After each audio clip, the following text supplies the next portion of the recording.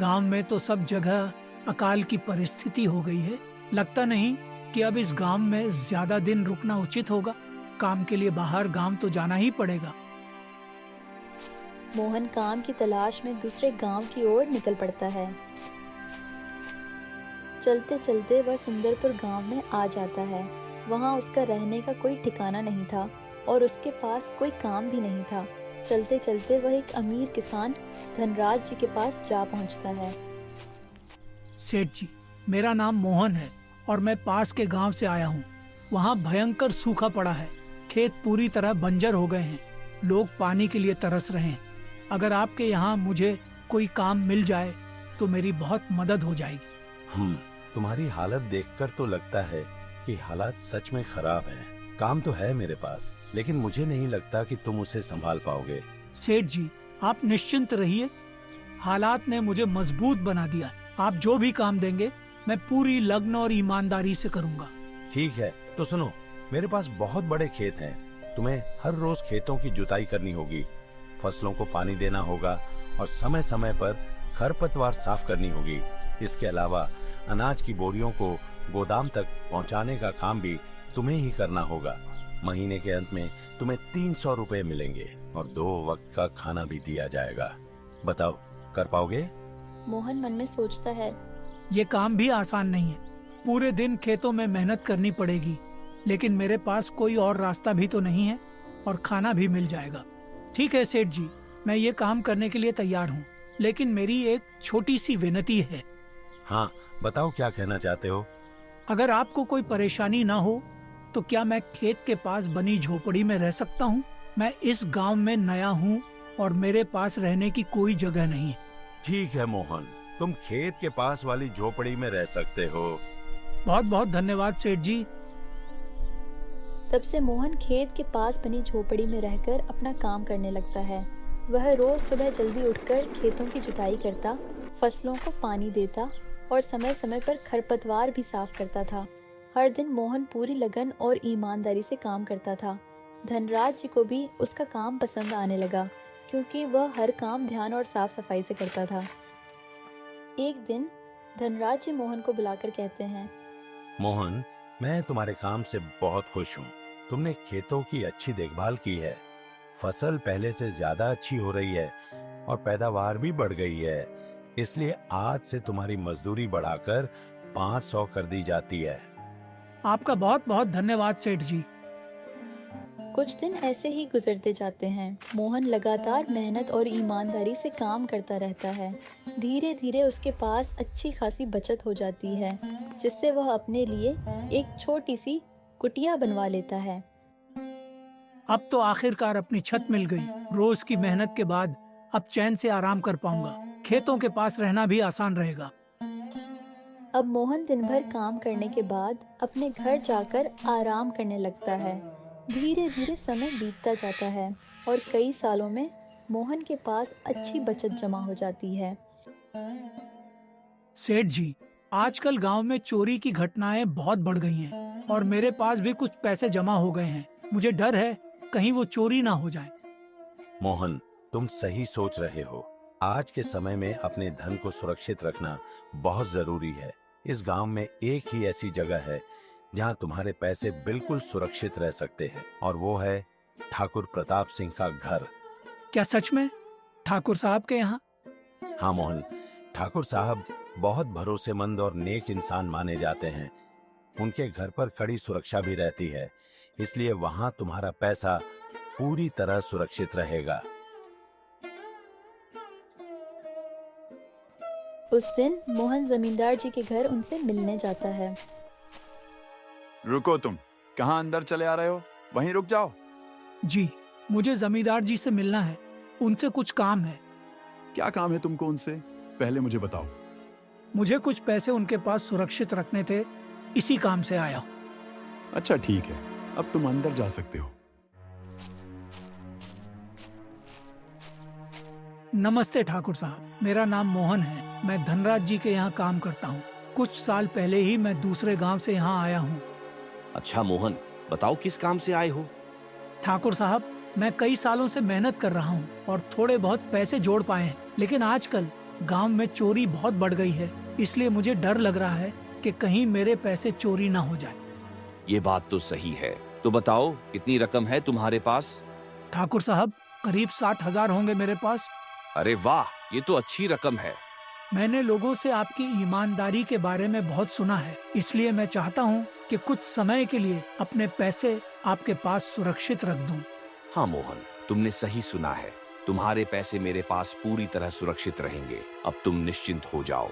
ये लीजिए ठाकुर साहब, पूरे 7,000 हैं। आप चाहें तो गिन सकते हैं। अरे इसकी कोई जरूरत नहीं है। तुम धनराज के आदमी हो, मुझे तुम पर पूरा भरोसा है। आपका बहुत बहुत धन्यवाद ठाकुर साहब। अब मुझे अपने पैसों की कोई चिंता नहीं रही। अरे धन्यवाद की क्या बात है। मुझे खुशी है कि तुमने मुझ पर भरोसा किया। मोहन अपने पैसे ठाकुर के पास रखकर वापस अपने घर चला जाता है। अब ये पैसे मेरे पास ही रहेंगे। देखते हैं कब लेने आता है। मोहन फिर से अपने काम में लग जाता है और पहले की तरह मेहनत और ईमानदारी से धनराज जी के यहाँ काम करता रहता है। धीरे धीरे समय बीतता है और देखते ही देखते 2 साल गुजर जाते हैं। अब काफी समय हो गया यहाँ काम करते हुए। अगर मुझे आगे बढ़ना है तो अपनी जमीन लेनी होगी, तभी कुछ बड़ा कर पाऊंगा। मेरे पास जो पैसे हैं और जो ठाकुर के पास रखे हैं, उन्हें मिलाकर मैं थोड़ी जमीन खरीद सकता हूँ। आज ही जाकर पैसे वापस मांगता हूँ। मोहन ठाकुर के घर पहुँच जाता है। नमस्ते ठाकुर साहब, मैं अपने पैसे लेने आया हूँ। कुछ समय पहले मैंने आपके पास 7,000 रखे थे। माफ करना, मैं तुम्हें पहचान नहीं पा रहा। तुम कौन हो? अरे ठाकुर साहब, मैं मोहन हूँ। पिछले साल मैंने आपके पास अपने पैसे सुरक्षित रखने के लिए दिए थे। क्या आपको कुछ याद आ रहा है? देखो भाई, मेरे पास रोज कई लोग आते हैं, सब अपने पैसे रखते हैं। हर किसी को याद रखना आसान नहीं होता। वैसे तुम्हारे पास कोई लिखित सबूत है क्या? क्योंकि मैं तो हमेशा कागज पर ही लेन देन करता हूँ। ठाकुर साहब, आप कैसी बातें कर रहे हैं? मैंने तो आपकी ईमानदारी पर भरोसा करके ही आपको पैसे दिए थे और आज आप ही मुकर रहे हैं। कृपया मेरे पैसे लौटा दीजिए। मोहन, मैं तो नियम से काम करता हूँ। बिना किसी कागज के मैं किसी का पैसा नहीं मानता। तुम्हें पता होना चाहिए कि ऐसे लेन देन हमेशा लिखित में होते हैं। ठाकुर साहब, मैं आपके पैर पड़ता हूँ। वो पैसे मेरी सालों की मेहनत की कमाई है। मुझ पर दया कीजिए और मेरे पैसे वापस कर दीजिए। बस करो ये नाटक। मुझे लगता है तुम मुझे बेवकूफ बनाने आए हो। मेरी सच्चाई का फायदा उठाना चाहते हो। अरे कोई है, इसे सबक सिखाओ। जब तक ये बेहोश ना हो जाए, मारो इसे।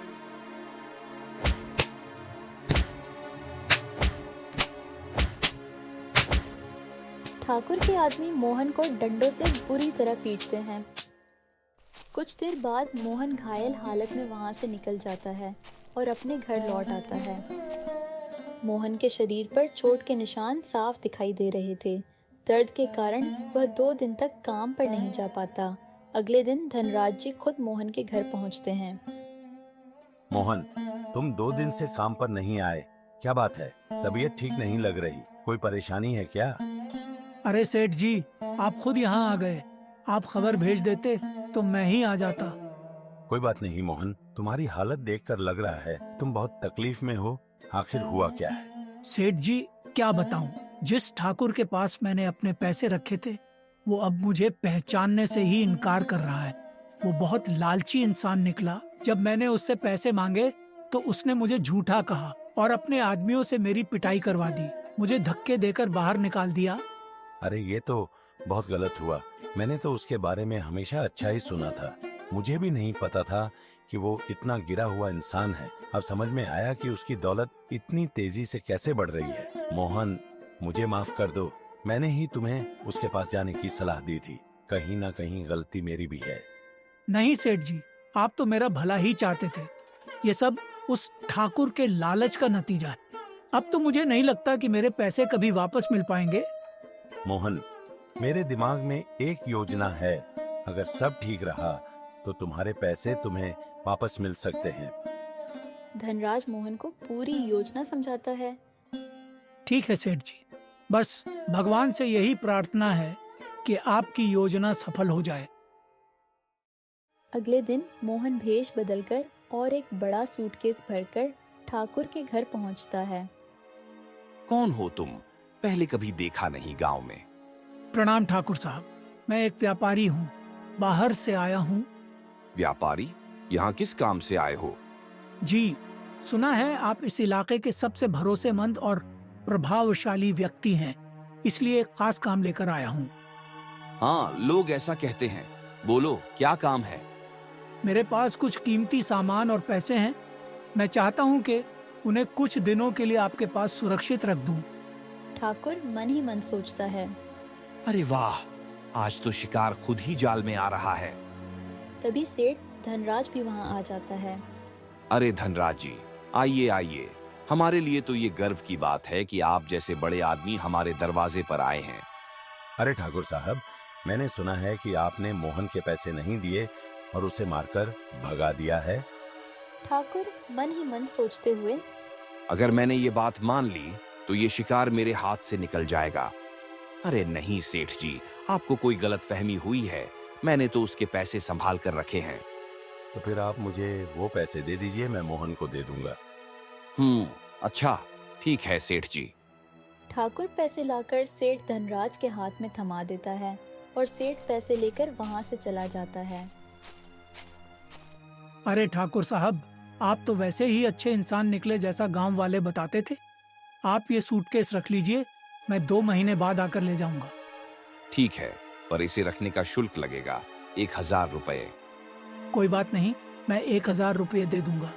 बस मेरा सामान सुरक्षित रहना चाहिए। चिंता मत करो, यहाँ तुम्हारा सामान बिल्कुल सुरक्षित रहेगा। मोहन उसे सूटकेस दे देता है। ठीक है ठाकुर साहब, अब मैं चलता हूँ। 2 महीने बाद वापस आऊंगा। 2 महीने बाद ये तुम्हें कभी वापस मिलने वाला ही नहीं। मोहन, ये लो तुम्हारे पैसे और इस बार संभल कर इस्तेमाल करना। धन्यवाद सेठ जी, आपने उस लालची ठाकुर से मेरे पैसे निकलवाने में मेरी मदद की। हाँ, कोई बात नहीं मोहन, लेकिन एक बात बताओ, उस सूटकेस में था क्या? सेठ जी, वो सूटकेस तो खाली था। आपकी तरकीब से हमने उस लालची ठाकुर को अच्छा सबक सिखा दिया। अच्छा किया मोहन। अब जब ठाकुर वो सूटकेस खोलेगा, तब उसे अपनी लालच की असली सजा समझ आएगी। ठाकुर सूटकेस खोलता है और उसे खाली देखकर दंग रह जाता है। अरे ये क्या, सूटकेस तो बिल्कुल खाली है। नहीं, ये कैसे हो सकता है? इसमें तो बहुत कीमती सामान होना चाहिए था। ठाकुर कुछ पल चुप रहकर माथा पकड़ लेता है। हाय रे मेरी लालच, मैं तो खुद ही जाल में फंस गया। उस व्यापारी ने मुझे बेवकूफ बना दिया और मैं समझता रहा कि बड़ा माल हाथ लग गया। उस दिन के बाद मोहन ने अपनी मेहनत की कमाई से एक छोटा सा खेत खरीद लिया। अब वह अपने ही खेत में मेहनत करता था, दिन रात लगन से काम करता और धीरे धीरे उसकी जिंदगी पटरी पर आने लगी। अब वह किसी पर निर्भर नहीं था, बल्कि अपने दम पर एक खुशहाल जीवन जी रहा था।